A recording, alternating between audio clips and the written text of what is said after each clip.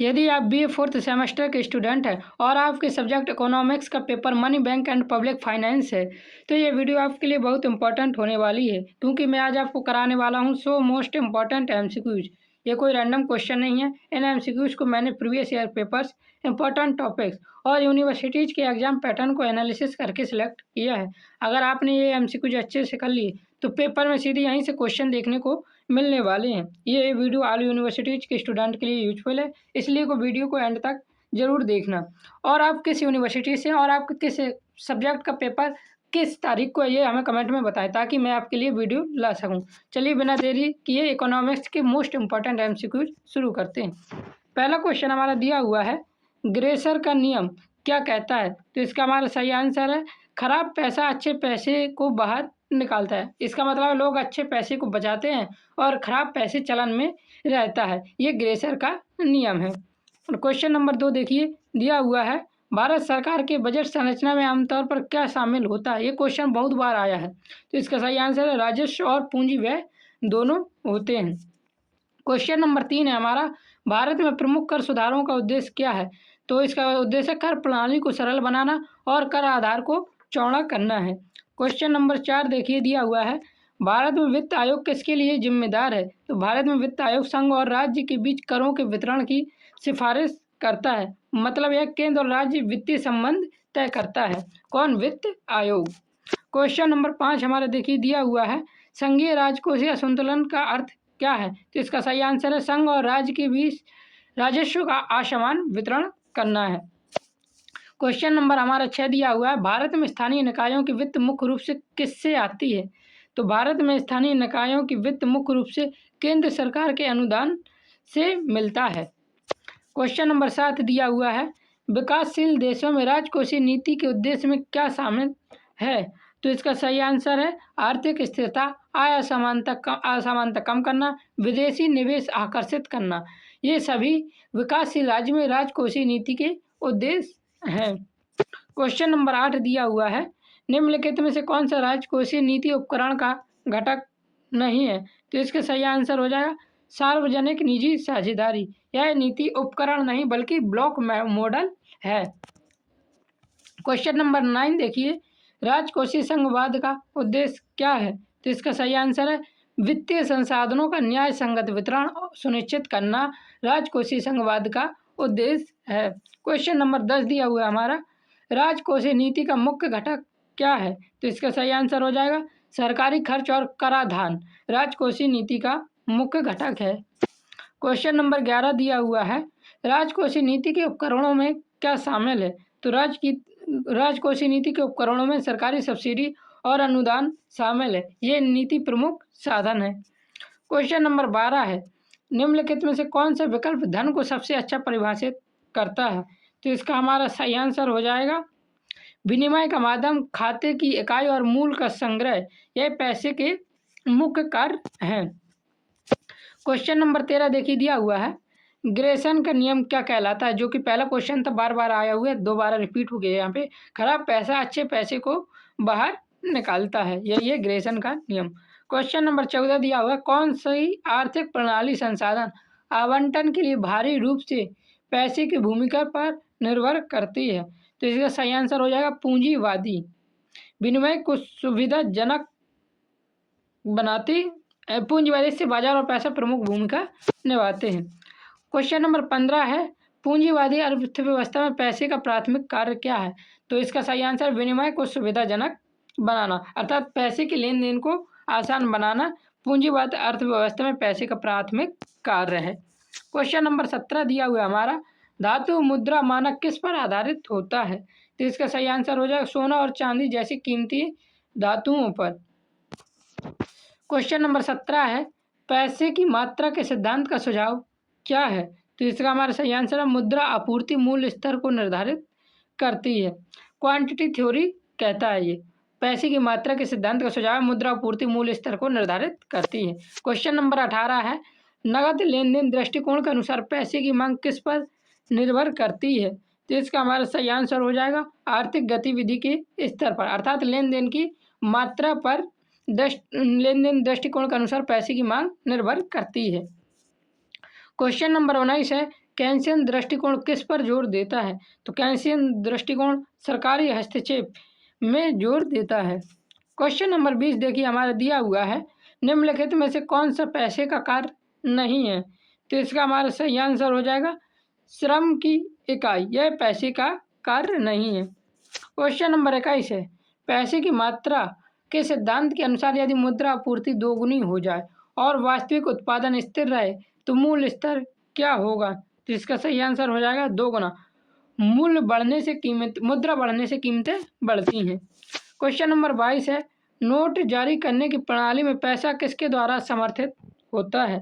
तो इसका सही आंसर है सरकार का भुगतान करने का वादा द्वारा समर्थित होता है।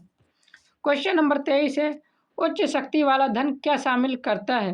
तो इसका सही आंसर है प्रचलन में मुद्रा और बैंकों द्वारा रखे गए भंडार को उच्च शक्ति वाला धन शामिल करता है। क्वेश्चन नंबर 24 है, उच्च शक्ति वाली धन का प्राथमिक निर्धारक क्या है? तो इसका हमारा सही आंसर है केंद्रीय बैंक को ओपन मार्केट ऑपरेशन करना। क्वेश्चन नंबर 25 है, मुद्रा गुणक क्या मापता है? तो इसका हमारा सही आंसर उच्च शक्ति वाले धन और मुद्रा आपूर्ति का अनुपात मुद्रा गुणक मापता है। क्वेश्चन नंबर 26 देखिए दिया हुआ, निम्नलिखित में से कौन सा भारतीय मुद्रा का घटक नहीं है? तो इसका हमारा सही आंसर हो जाएगा, सही आंसर जानने से पहले वीडियो लाइक नहीं किया तो वीडियो को लाइक कर देना और चैनल पर नया है तो सब्सक्राइब जरूर कर देना। तो रियाल अन्य देश की मुद्रा है, भारत की मुद्रा नहीं है। क्वेश्चन नंबर 27 दिया हुआ, वर्तमान में भारत में कानूनी मुद्रा क्या है? तो इसका सही आंसर है आरबीआई द्वारा जारी नोट और सिक्के भारत में वर्तमान में कानूनी मुद्रा है। क्वेश्चन नंबर 28 है, भारतीय संदर्भ में मैत्री आधार का मतलब क्या होता है? तो भारतीय संदर्भ में मैत्री आधार का मतलब उच्च शक्ति वाला धन होता है, इसे हाई पावर्ड मनी कहा जाता है। क्वेश्चन नंबर 29 दिया हुआ है, भारत में मुद्रा गुणक किस पर निर्भर करता है? तो मुद्रा गुणक आरबीआई द्वारा निर्धारित भंडार आवश्यकताओं पर मुद्रा गुणक निर्भर करता है। क्वेश्चन नंबर 30 है, भारतीय रिजर्व बैंक पैसा आपूर्ति को नियंत्रित करने के लिए किस उपकरण का प्रयोग करता है? तो इसका हमारा सही आंसर हो जाएगा ओपन मार्केट ऑपरेशन, आरबीआई इसे मुद्रा नियंत्रित करता है। क्वेश्चन नंबर 31 है, भारतीय मुद्रा प्रणाली किस पर आधारित है? तो ये दशमलव प्रणाली पर आधारित है, जैसे 1 रुपया बराबर 100 पैसा, इस पर भारतीय मुद्रा प्रणाली आधारित है। क्वेश्चन नंबर 32 है, भारतीय रिजर्व बैंक मुद्रा आपूर्ति को किस उद्देश्य से नियंत्रित करता है? तो इसका सही आंसर स्थिर कीमतें और आर्थिक विकास को बढ़ाने के लिए महंगाई नियंत्रण भी इसका मुख्य उद्देश्य है। क्वेश्चन नंबर 33 है, वाणिज्य बैंक मुख्य रूप से किस में संलग्न होते हैं? तो इसका हमारा सही आंसर है जमा स्वीकार करना और ऋण देना में वाणिज्य बैंक मुख्य रूप से संलग्न होते हैं। क्वेश्चन नंबर 34 हमारा दिया हुआ है, वाणिज्य बैंकों द्वारा ऋण सृजन का तात्पर्य क्या है? तो इसका सही आंसर हो जाएगा नई जमा राशि उत्पन्न करना। क्वेश्चन नंबर 35 देखिए दिया हुआ है, साख नियंत्रण की प्रणाली वाणिज्य बैंकों द्वारा किसके द्वारा सीमित होती है? तो इसका सही आंसर हो जाएगा सरकारी विनियम द्वारा। अगला प्रश्न देखिए क्वेश्चन नंबर 36, स्वतंत्रता के बाद भारत में वाणिज्य बैंकों का विकास किससे जुड़ा है? तो इसका सही आंसर हो जाएगा राष्ट्रीयकरण, 1969 में इसमें बड़ा बदलाव आया था। क्वेश्चन नंबर 37 है हमारा, राष्ट्रीयकरण के बाद वाणिज्य बैंकों की प्रगति में क्या शामिल है? तो इसका सही आंसर है वित्तीय समावेशन शामिल है। क्वेश्चन नंबर 38 है, हाल के वर्षों में बैंकिंग सुधार किस पर केंद्रित है? तो इसका सही आंसर हो जाएगा नियामक ढांचे को मजबूत करने में। क्वेश्चन नंबर 39 दिया हुआ है, वाणिज्य बैंकों का कौन सा कार्य जनता से जमा स्वीकार करना है? तो इसका हमारा सही आंसर हो जाएगा जमा जुटाना। क्वेश्चन नंबर 40 देखिए, वाणिज्य बैंकों द्वारा ऋण सृजन वाणिज्य बैंकों द्वारा ऋण सृजन की सीमा क्या है? तो इसका सही आंसर हो जाएगा ऋण की मांग। क्वेश्चन नंबर 41 दिया हुआ है, भारतीय रिजर्व बैंक का राष्ट्रीयकरण कब हुआ? तो इसका सही आंसर 1949 में, आरबीआई 1949 में राष्ट्रीयकृत हुआ था। क्वेश्चन नंबर 42 देखिए, वाणिज्य बैंक अर्थव्यवस्था में क्या भूमिका निभाते हैं? तो संसाधनों का कुशल आवंटन, बैंकिंग निवेश को दिशा देते हैं।